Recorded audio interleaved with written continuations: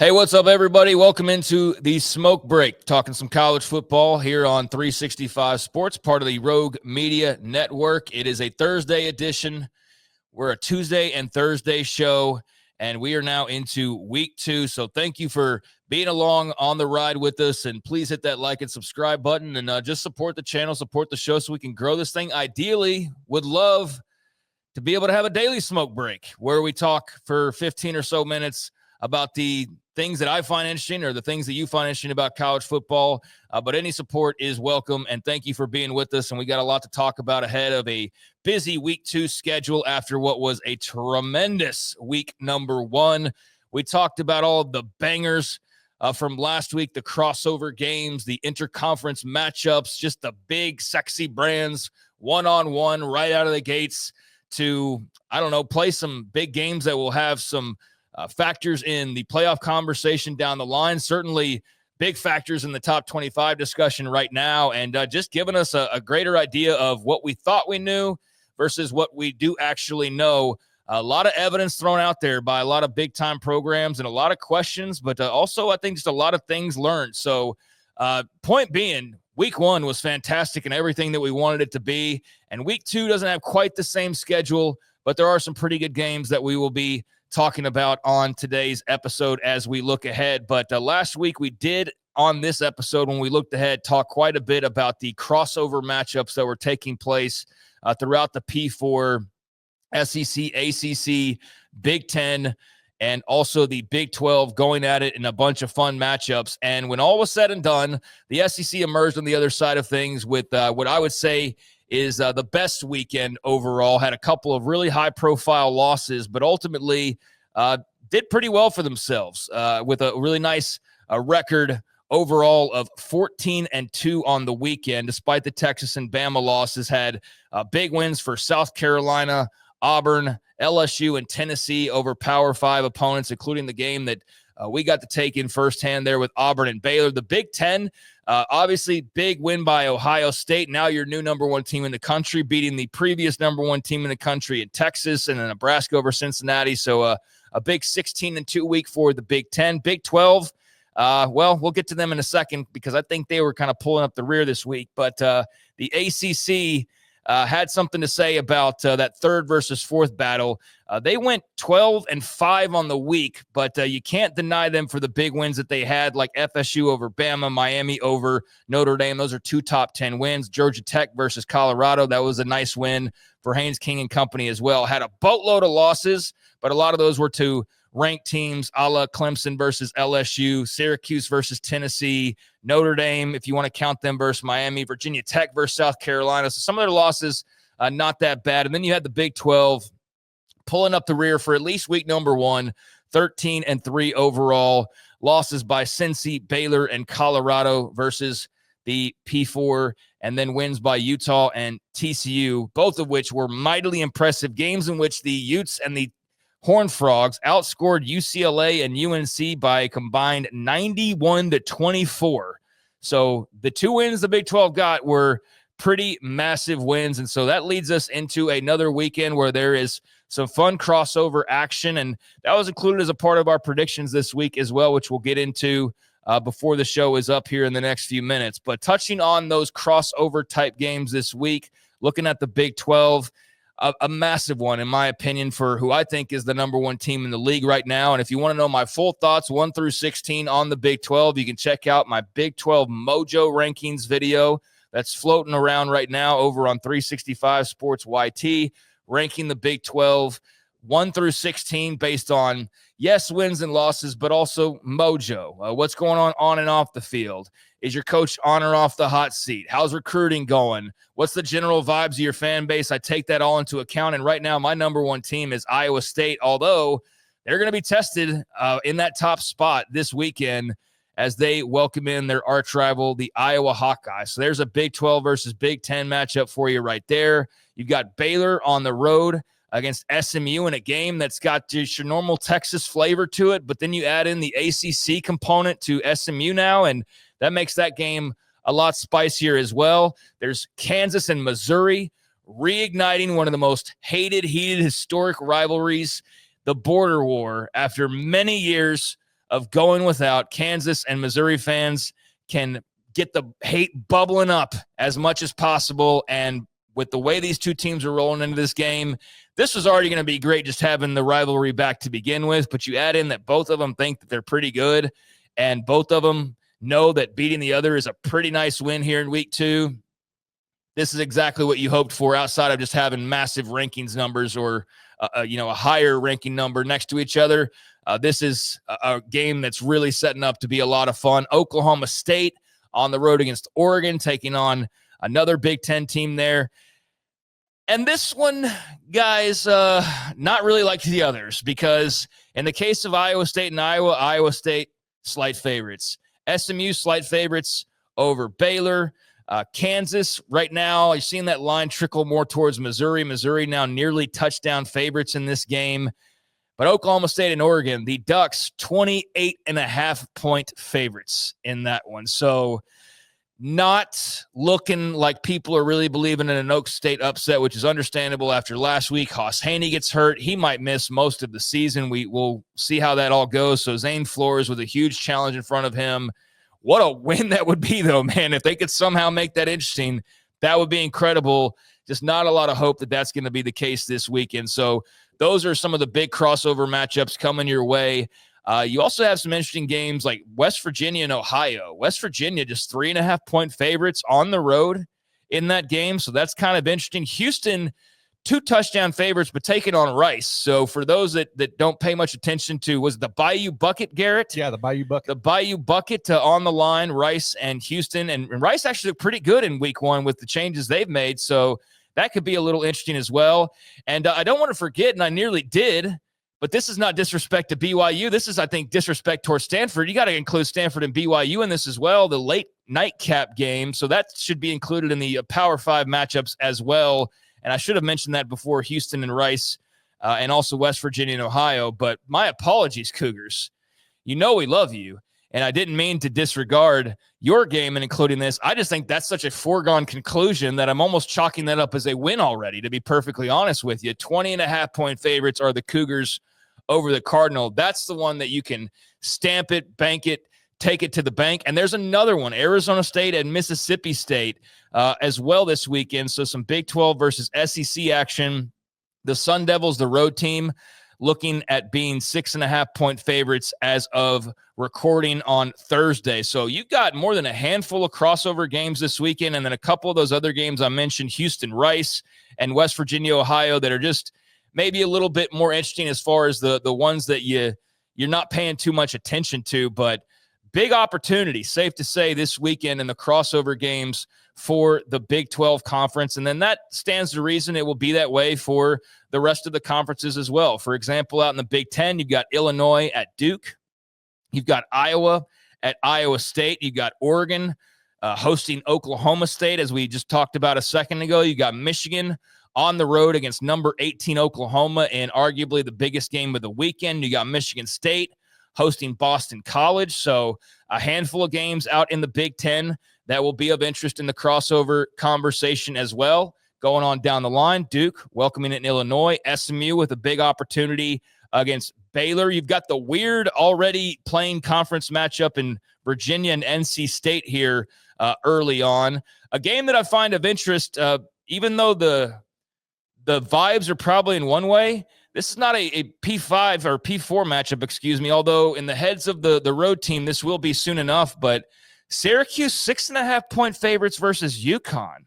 UConn and Jim Moore Jr., like a team that I know when the Big 12 rumors were out there, I wasn't on board with it. Hey, basketball sounds awesome, but I'm not ready. We've seen like 8 teams join in the last 2 years. I'm not ready to start talking UConn football. I mean, like, totally respect to the D'Amelio family and everything else. Like, I'm not ready to go there yet. I know that we probably will at some point.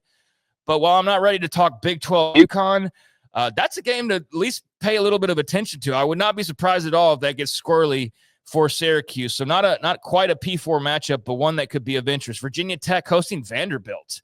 That one is pretty interesting. And Virginia Tech, 1.5-point favorites at home. BC at Michigan State. Stanford at BYU. So they've got, another 6 or 7 crossover games when it comes to the ACC as well.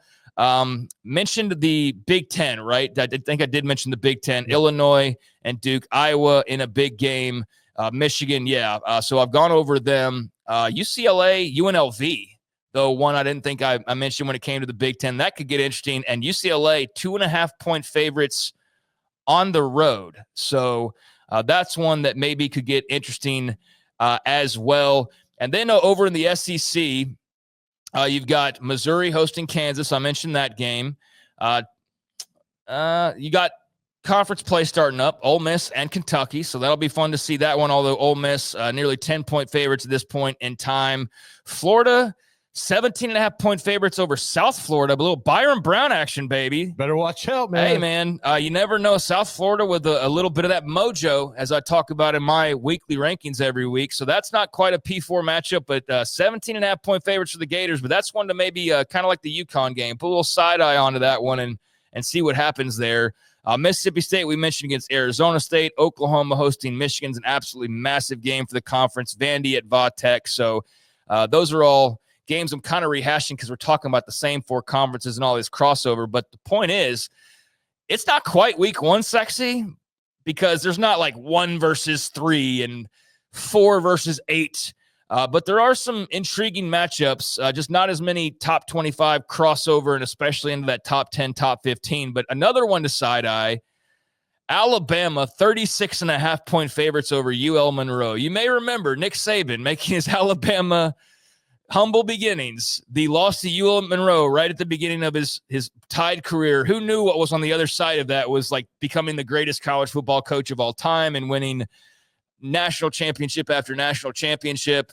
But just funny to see that after all of the hand-wringing, that it is UL Monroe up next for Kalen DeBoer. So that is funny how that's worked itself out. So some big-time crossover games. We made our predictions on the show. 365 Sports YT is where you can find the main show.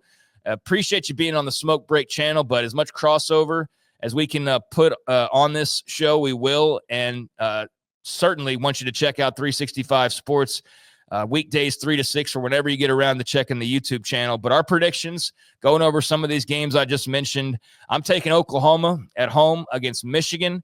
I think Bryce Underwood's going to be fantastic. I'm giving OU the slight edge, though. 2 really good defenses, at least on paper. And John Mateer, I just feel like will be the X factor for OU ultimately, will help pull them to a victory. But is this going to be Ohio State and Texas sort of low scoring where we go in thinking it'll be explosive and it's actually the opposite? Or will we see a little bit more of a points explosion? I don't know. Probably somewhere in the middle is where it will fall. But I love the swagger that John Mateer brings to Oklahoma. So I'm giving them the benefit of the doubt. And if they don't win this game, there's no shame in losing to Michigan, but it's kind of one of those games I feel like you have to win if you're Oklahoma. Maybe not have to, not must win. I don't want to go overboard in week 2, but I think for the fan base's confidence and its psyche, this one feels important because it's been a little while since you won a big game. Yes, you beat Alabama last year, but that didn't really amount to anything in the long run. This right here would have you 2-0, and then heading into SEC play here pretty soon with a big notch on your belt with the Michigan win. So I'm going Oklahoma here over the Wolverines, but very much looking forward to that one. When it comes to the big rivalry renewal, Kansas and Missouri, I'm taking the Missouri Tigers. I really kind of twisted and pulled back and forth on this one because I do like what we've seen from Kansas, but I also like what we saw from Bo Pribula when he was in a quarterback competition that by default basically became his job because of an injury. So he took the reins and ran with them and looked really good last week. Missouri's at home. I'm going to take the Tigers in that one. Illinois at Duke, very intriguing game in basketball. Everybody's probably made that joke, heard that joke this week, but it's actually turned into a pretty good football matchup as well, a game that I might not have been interested in for many, many years. If you had said, hey, how about Illinois Duke? That's cool. Good for you. Maybe I'll watch it in passing. Now I'm like, I need to make sure I get my eyes on this a little bit. I want to see Darian Mensah. I want to see Luke Altmaier. I want to see this little ACC Big Ten action. And I'm going Illinois. Don't feel great about that pick, to be perfectly honest with you, because there is a pull there for Duke in my head, but I'm sticking with my gut feeling, and so I'm going with the Illini on the road. And then 2 big matchups in the Big 12 that we talked about, the huge Cy-Hawk matchup between Iowa and Iowa State. Give me Iowa State and Ames. They're my number one team in my Big 12 Mojo rankings, which you can find over on 365 Sports YT channel that I just did yesterday, 1 through 16. I've got the Cyclones in the top spot.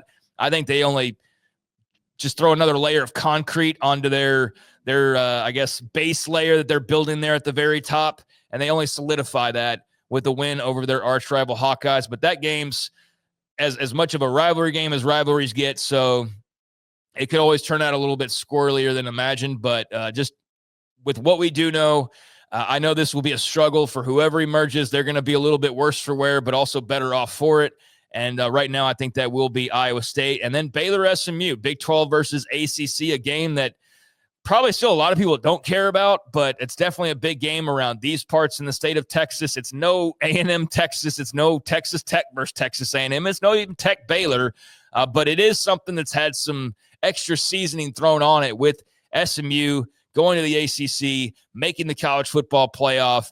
Baylor's loss last week to Auburn. That also adds to the kind of urgency factor here, I think, for Dave Aranda and the Bears. And even though they started off rough last year and then made a run of it, a huge second half run to really throw some lipstick on what was a pig to begin with, you kind of knew looking at their schedule, Auburn and then SMU, they could find themselves digging a similar hole, but it would be a bit more understandable because of the toughness of the schedule.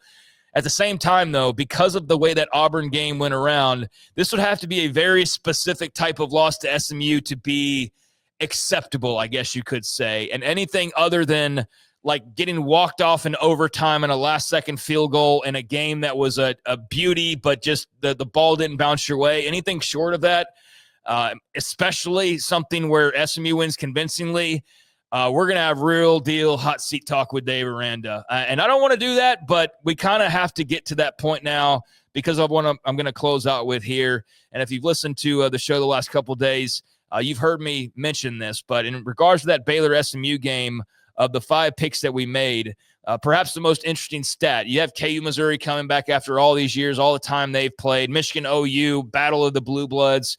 There's some cool stats involved here, but Baylor has not won a top 25 game since their Big 12 title season, which, that was just a couple years ago, Craig, right? No, wrong. All of our brains are messed up from the COVID era where time seems like it's either shorter or longer depending on what you're talking about. But that Big 12 championship that Dave Aranda and the Bears won, that was 4 years ago now. That was 4 years ago. And that was the last time they beat a top 25 opponent, was 4 years ago, wrapping up a Big 12 title and then beating Ole Miss in the Sugar Bowl. So there's been a few opportunities here and there in these last 4 seasons to get some top 25 wins, and they've been unable to do so. But they managed to kind of navigate that like last year where they just beat teams that weren't ranked, and those wins piled up. It's time, though, where they need to get a signature win again. It's time to get a signature win, and so this weekend presents that opportunity for Baylor. If SMU wins this game, then, I think the beat starts to speed up a little bit for the conversation around Aranda. Again, it could depend on how the game finishes, but that one's an important one, and that one will either kind of push Baylor back into the main conversation when it comes to the Big 12, or I think kind of take them out of it for the time being if they're to start 0-2. So that caps off our crossover games and predictions for this week. Love what I'm seeing from the first week of college football and can't wait to dive more here into week 2 with more evidence, more results, and a better grip on just who's who and what's what. But love that we're talking about games, baby. This is why we cover the sport, is for this time of year. Makes all of the other minutia that sometimes can give you a tire head all worth it, is for weeks like this, shows like this, to talk about games like these, and cannot wait. So we'll see how we do on the other side. Predictions last week were 2-3 in these main games, which actually was better than everybody else. I won't even get into some of the other records. I thankfully was saved by Miami to at least feel somewhat good about the 2-3. But man, it is kind of hard to sort through these big matchups in the first couple of weeks because you really don't know what you don't know. But OU, Mizzou, Illinois, Iowa State, Baylor. I don't think I said that prediction. I'm taking Baylor to get that elusive top 25 win against what is a ranked Mustangs team. That's how we're rolling this week on the predictions. And we'll talk when we meet again about how those unfolded and how the rest of the weekend went along as well. The big storylines, the big controversies, the big games, and cannot wait to see how it all goes this weekend and what we're discussing when we meet again next Tuesday, Tuesdays and Thursdays here on the Smoke Break College Football channel. Please hit like and subscribe, and we'll talk to you next time. I'm Craig Smoak. Have a great weekend, everybody.